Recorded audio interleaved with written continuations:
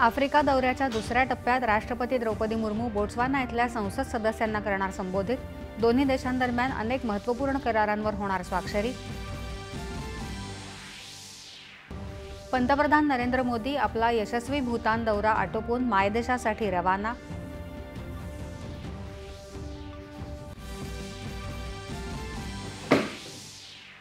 बिहार विधानसभा निवडणुकीच्या अखेरच्या टप्प्यातही पुन्हा विक्रमी 67% मतदान। एक्झिट पोलमध्ये रालोआला पूर्ण बहुमत मिळण्याचा अंदाज व्यक्त। दिल्ली स्फोटाचा तपास वेगानं सुरू, संबंधित कार डीलरला अटक। सुरक्षा यंत्रणांनी दिल्ली एनसीआर आणि पुलवामा इथं टाकलेल्या छाप्यांमध्ये मोठ्या प्रमाणात स्फोटकं जप्त। 6व्या राष्ट्रीय जल पुरस्कारांची घोषणा। सर्वोत्तम जलसंवर्धनाचा प्रथम पुरस्कार महाराष्ट्राला जाहीर।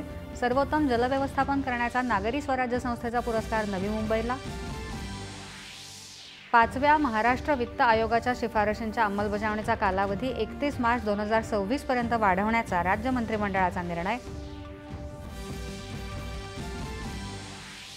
आणि अमेरिकेत 1 ऑक्टोबरपासून सुरू झालेला सरकारी शटडाऊन संपण्याची चिन्ह, सरकारसमोरील आर्थिक अडचणी दूर होण्याची शक्यता। नमस्कार, एकच्या बातमीपत्रात मी जाई वैशंपान आपलं स्वागत करते। पाहूया